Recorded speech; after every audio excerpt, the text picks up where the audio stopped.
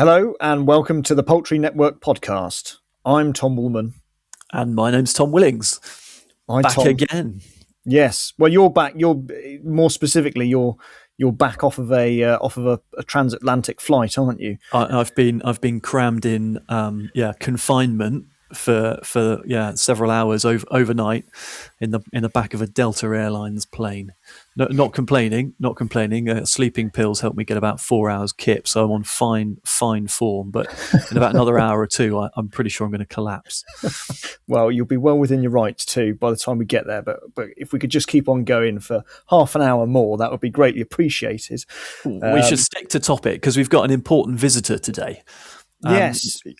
We're joined, aren't we, by Nick Allen, the Chief Executive at the British Egg Industry Council, which, we've done chicken and turkey, and about time the egg sector came to the party. So delighted to welcome Nick. What was Nick's background before he did this then? Because he's been doing this for 8 months, isn't it? He's been in this post. Yeah, that's right. And then prior to that, he's had a career in fruit. So I guess the common ground is supermarket supply chains and a lot of involvement with growers, with cooperatives in fruit, not necessarily where we are, but the common denominator is managing a diverse and diffuse group of farmers and supplying product into supermarkets. So and then 8 months in. Now nicely settled. So look forward to hearing his thoughts on all of the different moving parts and the politics and the general health of the nation. Great. Let's get on with the interview then. A quick word from today's sponsor, Morespan Construction. If you're in poultry production, whether broilers or layers, you already know that margins at the moment are strong and it's an ideal time to consider investing or expanding.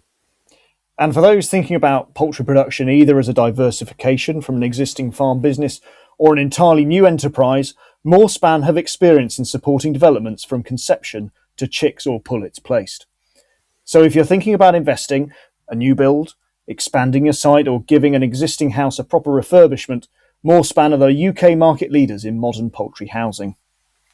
They build clear span steel-framed poultry buildings and can handle the lot, from planning and design to project management and construction. Getting into or expanding in poultry is no small investment. Choose experts with real experience in the sector when considering your project. For a no-obligation conversation, head to morespan.com, that's spelt Morspan, or call 01291 672 334. Morespan, the UK's market leader in clear span steel-framed poultry buildings. Hello, Nick, and welcome to the Poultry Network podcast. Hi, good afternoon. Nice Good to see you. Great to meet you. It's have you got your feet under the table now, Nick? Yeah, it's been 8 months learning all about this amazing new sector coming from soft fruit. So yeah, getting there. I'd still say I learn something new every day, without any doubt. Maybe more than one thing I learn every day, but it's been quite the introduction. I have to say there's a lot going on in this sector, but you've joined. You have joined when the pace of change does not seem to want to let up. Yeah, I mean, when we look at what's going on just since Christmas, really, with the animal welfare strategy coming in, we're still dealing with the fair dealing regulations, trade in Ukraine, planning consultation. We've just launched, as I'm sure you've seen, our $1.5 million PR and advertising campaign for 26. So chuck into that a little bit of continued sort of negotiations and pressure with the RSPCA Assured, which I know we'll come on to. So Nick, there's been a lot going on. Nick, with not all of our listeners are from the egg sector, so some of them might not be up to speed with the BEIC and what it does. So could you just lay out in basic terms what the BEIC is, what it does, and what your role is? Yeah, so the British Egg Industry Council, we are made up of 11 trade associations in the UK. It's easiest to say the main ones, all the NFUs, so all the national farmer unions across the country, the 4 of them. and the British Free Range Egg Producers Association. And I'm not going to remember all 11, but if we add into that pullets, hatcheries, all the way through the supply chain. So it's covering from hatcheries all the way through to sellers of eggs. So we call them lion subscribers. So the nobles and the Stonegates of this world. So we're fully covering the whole supply chain that's feeding into the BEIC. Then the BEIC has three main roles. We do some lobbying, which we'll be talking a bit about today, and politics, the trade and the PR that I've talked about, as mentioned earlier as well. And then we run the Lion Food Safety Scheme. So the British Lion Food Safety Scheme is still the leading food safety scheme in the world, born in 1998 and going very strong, with lots of consumer recognition and lots of support. So it's kind of three roles, but lobbying, PR, but without forgetting probably the most important one, running the Lion standards. We often take it for granted, but we're in a wonderful position to be able to say with some confidence that British eggs are among the very safest in the world. And as you say, it is the foundation of everything else that we do. We can't lose sight of that. No, I think, and we can do, but sorry, excuse me, but we can do. But I think we should never. And it's British. It's the British Lion Food Safety Scheme. It's still, having been to some European and the World Egg Organization, you can still see that the rest of the world wants to talk about the scheme, how it's put together, and has some envy as to what was created 30 years ago. And it's pretty amazing to be here 8 months in, taking that on. Mm. So I think the main topic of discussion really that we wanted to get into with you, Nick, was linking to the government's animal welfare strategy that came out, and one of the main pieces of that was the proposal that they've got to phase out colony cages from UK production. Colony cages used to be the majority of production. They're not now, but they are still I suppose, a significant enough part, aren't they, of how eggs are produced in this country. And you've got some concerns, haven't you, about what the government is proposing? Yeah, exactly. We'll bullet point them off quickly, but we're concerned from a consumer point of view, and we'll get into the detail. We can talk the detail a bit more, but consumers, the import issue that exists around welfare as well, the timescale is pretty short, and the consultation is suggesting a 6-year timescale with the phase out of enriched colony cages by 2032. So that seems quite short. And then a little bit of labelling as well. So and then just planning in general. So there's a multitude of issues here. And I think just before we really if we dive into any of those in more detail, this is a welfare strategy that's come out that's looking at one topic in isolation, but there needs to be a far more holistic view from government about how it's actually going to take the different factors at play here: health, welfare, trade. I think it's even broader than that, Nick. If I can, I think there's a national food security strategy here. There's a national health strategy at play here. What do our government actually want the population to be eating that keeps us, healthy and sort of nutritionally provided for? And then secondarily, where are we going to be producing that? And exactly. At the moment, from a political point of view, the confidence in farming is going down the plug hole with forever shifting sands, moving goalposts, however you want to describe it. Meanwhile, in the welfare strategy, and you mentioned, imports and trade deals allow through the back door non-equivalent products to come in, undercut the market, and undermine that same confidence for our producers here. So I think because we would have had tariffs against Ukrainian egg, but didn't we remove quite a few of those at the start of the war? They were removed at the start of the war. My understanding, obviously not being directly involved back then, but my understanding was that there was a poultry meat and eggs carve out from a free trade deal that was put in place. I'm not entirely sure what that covers, but I think it's covering quite a lot of food. So eggs and poultry meat was carved out of that deal, and that the current free trade arrangement ends on the 31st of March 26. Obviously, it's now been extended with Ukraine to the 31st of March 28 on a free trade basis. I think it's important to note Europe does have a tariff rate quota in place, so we So, are. so these eggs are crossing the continent to arrive here, and having already established quite a foothold.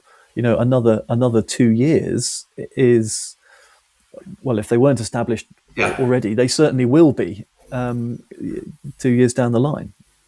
Yeah, I mean, it's easy for people to say that the number looks quite small, and as we know, the data is not brilliant. But the best data we've got at the moment is there is 11,000 tons of Ukrainian egg products brought in to September 25. If you go back 2 or 3 years, it was negligible. It was kind of 45 tons. So the growth is huge. And then if you recognise that none of those will end up in UK retail. So this is going into wholesale, food service, food manufacturing. You've got this is now starting to represent far more than 5% of the total supply going into those markets at prices that are typically 20%, between 20% and 50% less than the equivalent UK. And So it's those are just coming enough. from conventional battery cages, aren't they? So they're not even coming from the colony cages and the welfare standards that we have in the UK. So Yeah. it's almost like the government is proposing not only that we move a step ahead of where a lot of our imports are coming from, but that we go 2 steps ahead. And that's going to put us at a real competitive advantage. You don't have to be a rocket scientist to work that out. No, and I think that's where the BEIC comes in. Our view is quite simple. If it's illegal to produce here, it should be illegal to import here, and we need to see that commitment. We shouldn't be banning systems of production in the UK just to bring them in through the back door or through imports. That's not what consumers want. It's not what our customers want. And actually, if you ask consumers, would they like to see? Are they happy with that situation? You can see a massive number are not. It's pretty significant. Consumers do not want to see eggs come from systems of production banned in the UK, banned to produce in the UK, come into the UK and be sold in products. So Just that's our playing, labelling concern as well, really. playing devil's advocate, though, I guess a lot of what the government is trying to do is trying to align us a little bit, isn't it, with some European standards, and the Europeans are showing as well, aren't they, that they want to move in this direction regarding colony cages. And could it be that there's actually a bit of strength in numbers if we align ourselves with European standards? The EU, we've been in some EU harmonisation discussions already. It's not clear if welfare is going to be included in that or not. You would expect that it would be. If you're going to have a European market or be part of a European market, you'd expect to have similar standards of welfare or the same standards of welfare across that. Otherwise, it doesn't feel like a fair market anymore. But so and the European consultation on colony cages has happened and has been completed. So we wait to see what the response is. But it's unclear at the moment where that will head. Mm. Europe's not exactly a level playing field as it is now, Tom. And you different countries have different perspectives. Ultimately, whatever the law of the land might be, that's one thing. But the law of the market in that land and the driving forces, that's something again altogether different. And you can see differences across from Germany to France, across to other areas of Europe, can't you? So, in terms of standards, in terms of enforcement, yeah, absolutely. Yeah. There were other details in the animal welfare strategy beyond just the proposal to remove confinement, or in our case, cages. There were implications for beak trimming and the management of male chicks in hatcheries as well. Are there timelines yet put on those things? No. So, when we look at the beak trimming, the government continues to work, and it's really good that the government does continue to work with industry and through the Laying Hen Welfare Forum. I think that is working well for both sides on the generating understanding. We report back as the Laying Hen Welfare Forum every 2 years to government on progress being made. So that's a good example of government and industry working together, I'd say. When it comes to male chicks, we recognise that the government's position, again, back to 0 day. So the 0 day technology is the same position that the BEIC takes. If we get to a 0 day position of Innovosexin, then the industry will move, and the industry will move incredibly quickly, because we also have to recognise that at the moment, you can either double the capacity of your hatchery or reduce the size of your hatchery by half if this technology works and it's successful. So it's not that the industry doesn't want to move; it's just got to move when the technology is right and it delivers. Absolutely right. Absolutely right. Nick, we were talking before we started recording. We were talking about consumption, because referring back to cages, the potential of turning off the tap of 6-7 million layers, whatever it might be, at short notice, creates other consequences. Number one, availability of eggs, and how we then replace that volume, whether it's from imports or it's hopefully domestically produced. We've got a planning system that isn't the easiest to navigate and appears to be quite different depending on whereabouts in the country you're based. And we've got a consumer with an appetite, growing appetite for healthy protein. But you've got some recent statistics, I understand, on just how many eggs people are eating. Why don't you update us? Yeah, sorry, excuse me. And I think that, when we just diving back to the welfare, that is the concern from a consumer point of view, is denying a portion of society access to eggs, healthy protein. In a world where we're constantly being told about obesity and ultra processed foods, I actually, removing eggs from consumers because they won't be able to afford them anymore. If this is about an enriched colony ban, it just doesn't make sense. And that's where I'm talking about that holistic government policy. From a numbers point of view, this is something I was looking at before I joined the BEIC, and I find this fascinating. 13.6 billion eggs sold in 2024. Appreciate that's not up to date, but that's a huge number. When we think about that actually becomes 26,000 eggs a minute, which it's one of my new favorite stat. 26,000 eggs a minute is just mind blowing. When we look at per capita consumption, we're now saying that we've moved from about 199 eggs per person per year to 209 in the last 12 months. That's our latest stat. That may change slightly just as better data comes through, but we're currently saying 209 eggs per capita, which feels like a pretty significant jump from where we've been through that 200 barrier that I know was potentially a cause for concern. Everybody was looking at that 200 line and thinking, are we going to get through that? So if those numbers are right, I think it's an enormous cause for celebration. I'm on my little soapbox championing more people to eat more eggs more of the time. Anybody listening to this, if you're not eating 10 eggs a week, then I want to know why. But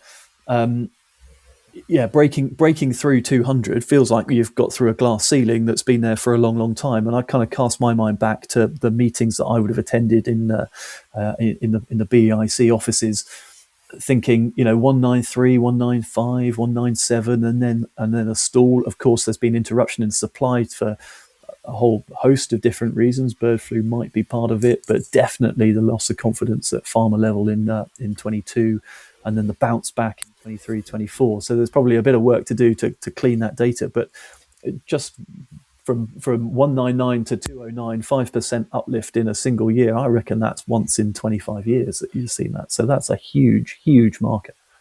Well, and we have seen 5% volume growth throughout 2025. So it's been pretty consistent when we're looking at data from Kantar, market data. We've seen that 5% volume growth pretty consistently every month. So it's sort of reflected in those figures as well. So it's, as an industry, I think that the confidence is definitely there. Yes, there remain supply challenges. Yes, bird flu is undoubtedly having an impact, which and for those affected, it's an awful experience, of course. But that consumer demand is really there, and we're particularly seeing it in millennials. So it's the biggest category that's growing is actually millennials, which is when we look at a PR campaign that is modest. It sounds like a lot of money, but it's still a modest amount of money in the grand scheme of things. But that is a very targeted online activity campaign focused on health, protein, convenience into an age group that is primarily millennials. So if we look forward then to 2032, and I think the consultation has got a range of options, hasn't it? And one option, their preferred option, is 2032. There are other options, aren't there, that kick the changes a little bit further down the line and put it in slightly different forms. But it's almost certainly still in the 2030s. I don't think it's. I think the latest is 2038. What might be the worst case scenario then if they put a hard stop on 2032? Because I'm thinking about the challenges with planning. If we're going to replace 6 million or 7 million birds, I mean, how many mobile units is that? I mean, well, not mobile units, but you can call it 200 typical 32,000 bird free range units. Can't you? Big round numbers. We work that out to be about 3,000 hectares. Between 2,500 to 3,000 hectares of land if it was all free range. Okay. It's a big deal, particularly when you've got the broiler side seeing its capacity reduction as well, demanding extra space as well. So you're creating, or the government are potentially creating, two sectors really fighting over space. We've seen that impact already in some places through 25. So that could continue. That's not going to be great for anyone. So that it's got to be a longer timescale. Clearly, if that's going to happen, there needs to be support, but there needs to be this is supporting communication. This could be financial support. You're talking about again, the attractiveness of this sector is the amazing transformation it's gone through in 15 years. But you're talking about the 400 million plus that producers and packers spent to undertake that transformation. Some of that money won't have been got back yet either. So there is a need to support, a need to communicate, a need for the government to be really, really clear about the direction of travel and where this sits as well. Because my understanding, having not obviously been directly involved, is that sometimes the clarity isn't always there in the definition of where some of this sits as well. So, we need all of those things to support. Otherwise, obviously it would need to be longer. But we have to come back to the point that, from a BEIC, that if they are going to go down this road of legislating for a ban, then they have to ban imports as well. Otherwise, actually, what will happen in 2032 is it opens the door to more enriched colony cage eggs coming in, or battery cage eggs coming in from imports, filling that void. Well, Nick, we wish you and the whole of the team at the BEIC every success in lobbying the government. The BEIC's been a tremendous success story for British agriculture, and has rightly earned the ear of power. And right now there's a few things that we'd like to be a little bit different. So I hope you can get marched down the corridors, bang on the door, and have them take heed. Yeah, we will certainly be making all these points on a very regular basis, as you might imagine. I'm sure. Yeah. Right. Thanks, Nick. Thank you very much. Thank you for joining us. No problem. Well, that was a good chat, wasn't it, Tom? We learned a lot there. I'm blown away. I'm taken back to those meetings I referred to in the recording.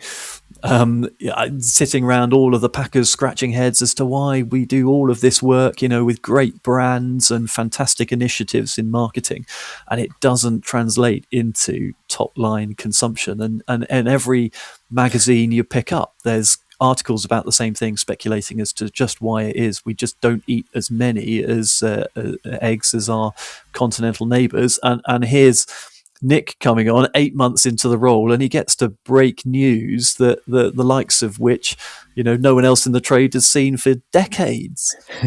he's coming in and picking up all the credit.